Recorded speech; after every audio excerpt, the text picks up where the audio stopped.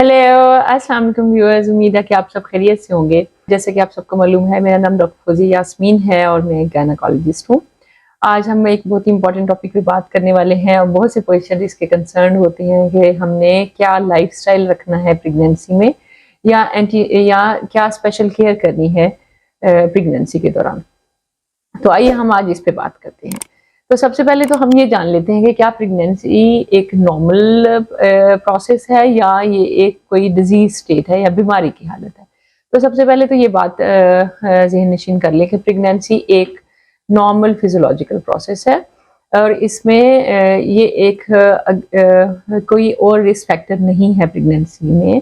Like patient में कोई blood pressure नहीं है, शुगर, दमा, टीबी या कोई हार्ट का इशू नहीं है या कोई और थायराइड का इशू नहीं है। तो ये एक नॉर्मल लो रिस्क प्रेगनेंसी होती है। इसको हम एक नॉर्मल फिजियोलॉजिकल प्रोसेस कहते हैं प्रेगनेंसी को। अब प्रेगनेंसी में केयर के बारे में अगर हम बात करें तो एक बहुत ही इम्पोर्टेंट चीज़ जिसके बारे में बहुत कम एड्रेस किया जाता है वो है मेंटल हेल्थ या mental status care. Early pregnancy care पे डिटेल में इंशाल्लाह मैं वीडियोस बनाऊंगी जिसमें मैं मंथ वाइज सब डिटेल में बताऊंगी।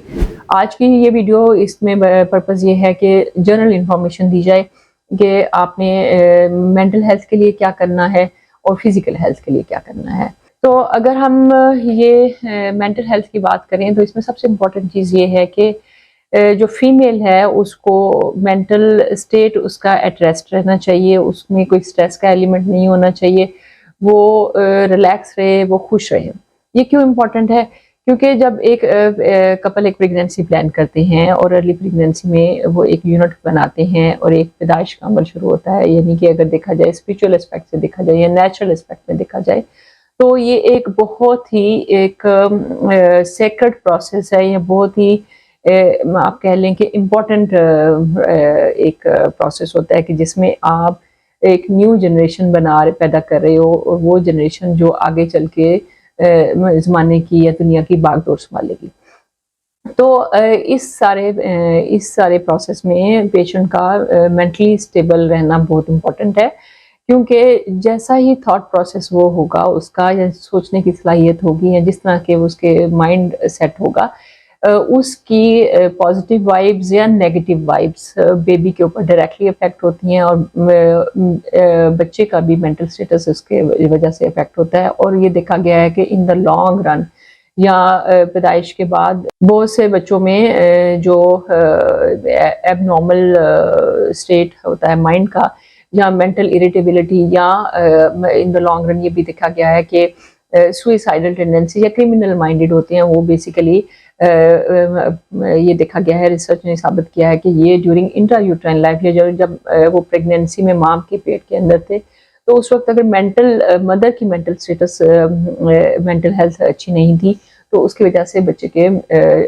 ब्रेन के ऊपर लॉन्ग टर्म इफेक्ट आते हैं। ये जो हमारा सेटअप है या हमारा पाकिस्तान में स्पेशली देखा जाए तो जॉइंट फैमिली सिस्टम होता है, उसमें हर तरह की इन्वॉल्वमेंट होती है, इन लॉज की और सोसाइटी की और पेरेंट्स की। तो उसमें ये बहुत इम्पोर्टेंट है कि उसको स्ट्रेस फ्री रखा जाए, उसको मैक्सिमम रिलैक्सेशन दी जाए, सोने के का ख्याल रखा जाए। कम से कम 6 से 8 घंटे सोना बहुत ज़रूरी है।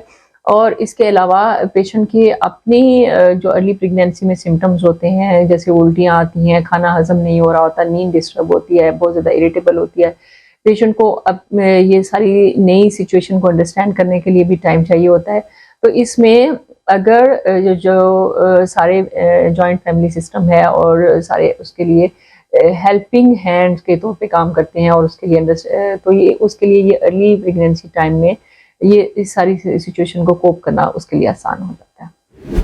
अब आ जाते हैं फिजिकल हेल्थ में। फिजिकल हेल्थ में जो सबसे इम्पोर्टेंट है वो डाइट है।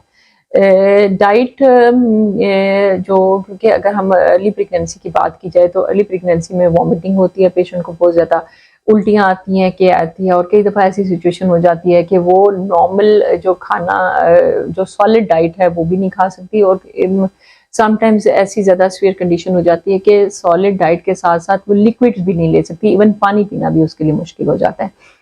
वॉमिटिंग या nausea and vomiting in early pregnancy, या फिर ये जो मतली वाली कंडीशन होती है या ज़्यादा उल्टियाँ आने वाली कंडीशन इस प्रेगनेंसी के दौरान, इसमें एक मेरी एक डिटेल वीडियो है, डिस्क्रिप्शन में उसका लिंक भी है, आप उसके वीडियो के को डिटेल में देख सकते हैं।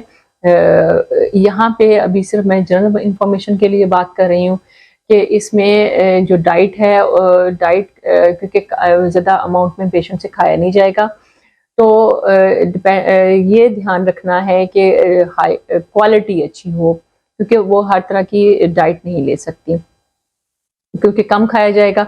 जी, डाइट में बैलेंस डाइट होनी चाहिए, एंड बैलेंस डाइट के में आप प्रोटीन्स आ जाती हैं, कार्बोहाइड्रेट्स आ जाते हैं, ये एडिक्वेट अमाउंट में प्रोटीन्स लें। प्रोटीन्स में मीट, गोश्त की बनी हुई सारी चीज़ें आ जाती हैं, जिसमें छोटा गोश्त है, बड़ा गोश्त है, चिकन है, या फिर मछली मौसम के हिसाब से जो भी चीज़ अवेलेबल है वो खाई जा सकती है। गोश्त शुरू में हो सकता है कि वॉमिटिंग बहुत ज़्यादा हो, कुछ पेशेंट्स को स्मेल बहुत ज़्यादा आती है, गोश्त नहीं खाया जाता, तो इस सूरत में फ्रेश फ्रूट्स अच्छा है, फ्रेश फ्रूट जूसेस भी लिए जा सकते हैं। कम अमाउंट में हाई प्रोटीन डाइट भी ली जा सकती है, नट्स खाए जा सकते हैं, प्रोटीन्स, और शुरू में फॉलिक एसिड इंटेक बहुत ज़रूरी है। फॉलिक एसिड के ब्रेन डेवलपमेंट के लिए बहुत इंपॉर्टेंट होता है। अब नेचुरली देखा जाए तो folic acid green leafy vegetables यानी कि सब्ज़ पत्तों वाली जो सब्जियां हैं उन सब में होता है, लेकिन हमारे यहाँ ट्रेंड है कि हम बहुत ज़्यादा खाना पका के खाते हैं, और जब तक उसकी स्मेल ख़त्म ना हो जाए, घी अलहदा ना हो जाए, बहुत ज़्यादा मसाले भुने जाते हैं, तो इन सब ज़्यादा भूनने की वजह से जो खुराक में जो नेचुरल डाइट है उसमें फॉलिक एसिड ख़त्म हो जाता है, तो इसलिए फॉलिक एसिड हमें एडिशनल फॉर्म में, सप्लीमेंट की फॉर्म में देना पड़ता है। जैसे एक पेशेंट प्रेगनेंसी या कपल प्रेगनेंसी प्लान करे तो रिकमेंड ये किया जाता है कि 3 months before pregnancy folic acid start कर लिया जाए, और ये folic acid through out pregnancy पहले 3 माह में पेशेंट को हम प्रिस्क्राइब करते हैं कि वो रूटीन में खाएं, क्योंकि ये बच्चे की ब्रेन की डेवलपमेंट के लिए ज़रूरी होता है, यानी कि दिमागी नशोनुमा के लिए ज़रूरी होता है। इसके साथ साथ शुरू की प्रेगनेंसी में मल्टीविटामिन इंटेक भी कुछ गायनेकोलॉजिस्ट रिकमेंड करते हैं, लेकिन इसमें जो ज़्यादातर ट्रेंड है वो यही है कि ज़्यादा मेडिसिन ना प्रिस्क्राइब की जाए, क्योंकि पेशेंट से वॉमिटिंग और नोजिया की वजह से उससे ज़्यादा मेडिसिन खाई ही नहीं जाती, तो इसलिए हम प्रेफरेबली उसको मिनिमम मेडिसिन पे रखते हैं, और वॉमिटिंग के लिए भी कुछ मेडिसिन प्रिस्क्राइब की जाती हैं, वो आप अपनी गायनेकोलॉजिस्ट ने जो आपको प्रिस्क्राइब की होती हैं आप उसके हिसाब से मेडिसिन खाएं।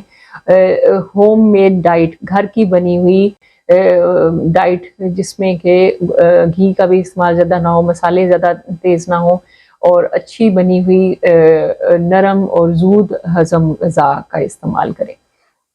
इसके अलावा वॉमिटिंग ज़्यादा होती है, उल्टियाँ ज़्यादा आती हैं, तो डिहाइड्रेशन हो जाती है, यानी कि पानी की कमी हो जाती है। अब पानी की कमी, ब्लड प्रेशर भी लो हो जाता है, ब्लड प्रेशर लो होने की वजह से पेशेंट को चक्कर भी आ सकते हैं। तो इस सूरत में अगर बहुत ज़्यादा कंडीशन ख़राब है तो कई दफ़ा हमें हॉस्पिटल में एडमिट करना पड़ता है और ड्रिप्स वगैरह लगानी पड़ती हैं। अगर ज़्यादा कंडीशन ख़राब नहीं है और कंट्रोल हो रही है मेडिसिन से और गोलियाँ खाने से कंडीशन कंट्रोल हो रही है, तो इसमें जो पेशेंट है हम उनको रिकमेंड करते हैं कि आप कम से कम 1.5 से 2 लीटर जो पानी है वो लिक्विड की फॉर्म में ज़रूर पिएँ। ये सादा पानी भी पिया जा सकता है, फ्रेश फ्रूट जूस की सूरत में भी लिया जा सकता है। जो भी जिस तरह से पेशेंट को सूट करे वो एडिक्वेट अमाउंट में ये ले सकती है।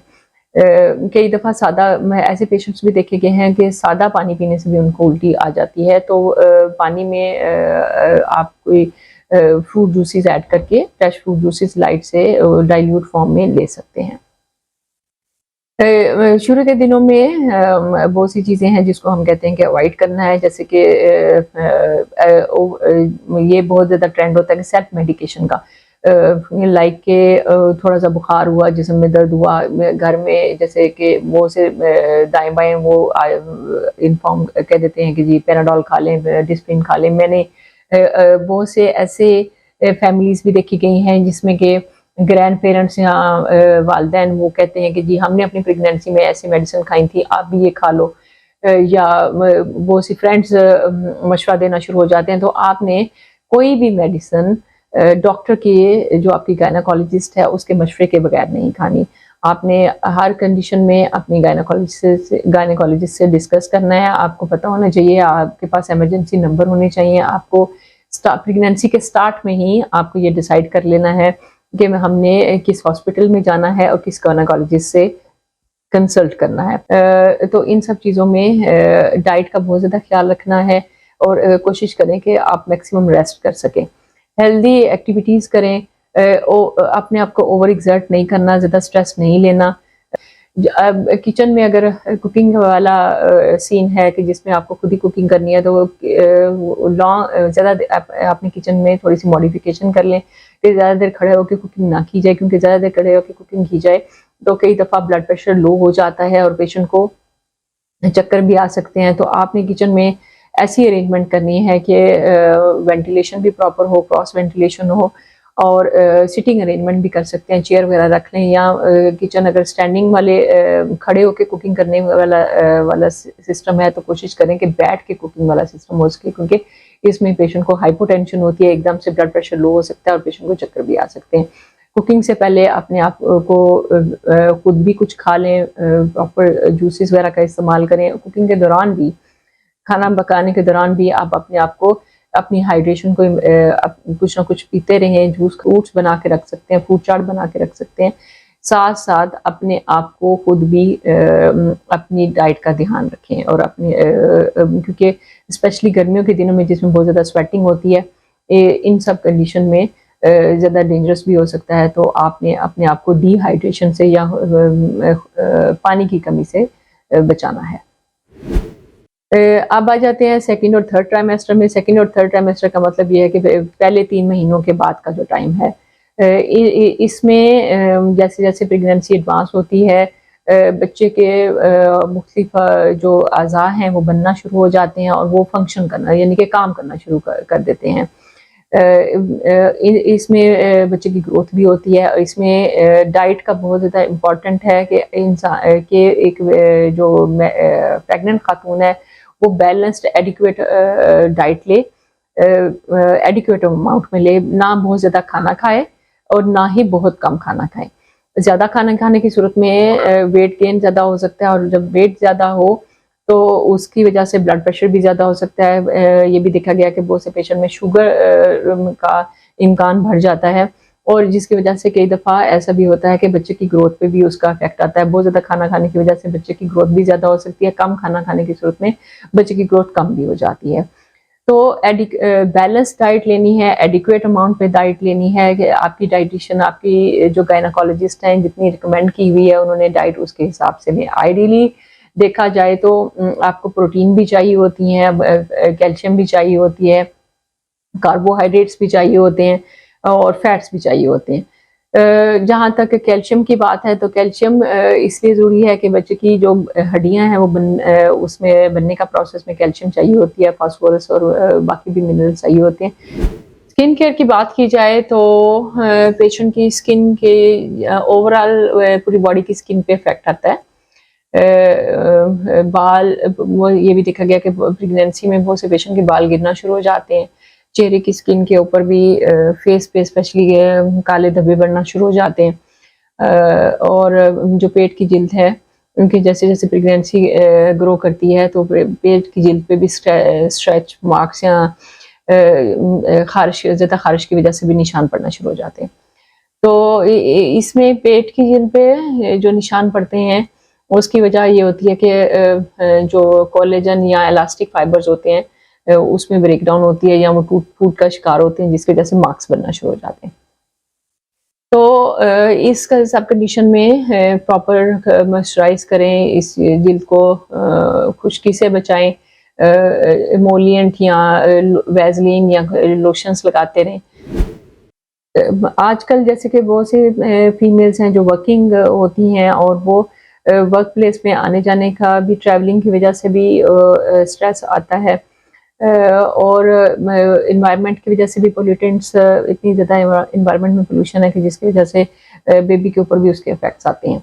तो कोशिश करें कि मास्क वगैरह यूज़ करें ताकि आप जो इन्फेक्शन है वो एक्वायर ना कर सकें। इर्द गिर्द के जो माहौल में जो वायरसेस हैं, जो बैक्टीरिया हैं, वो आपके अंदर ना जा सकें और आपको भी इन्फेक्शन ना हो, बेबी को भी इन्फेक्शन से बचाया जा सके।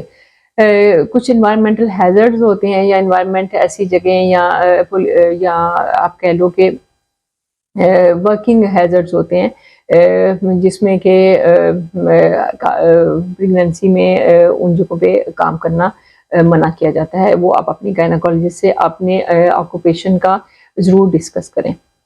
ट्रैवलिंग जो फीमेल्स खुद ड्राइव करके जाती हैं वो ड्राइविंग के दौरान सीट बेल्ट्स का ज़रूर इस्तेमाल करें और प्रेगनेंसी में स्पेशल सीट बेल्ट्स होती हैं क्योंकि जैसे जैसे प्रेगनेंसी ग्रो करती है एब्डोमेन का या पेट का साइज बढ़ना शुरू हो जाता है तो टी शेप बेल्ट्स होती हैं, सीट बेल्ट्स वो स्पेशल होती हैं जिसमें कि प्रेगनेंसी की केयर के लिए कि ड्राइविंग के दौरान जो उसको बेबी को स्पेशल प्रोटेक्शन मिल सके।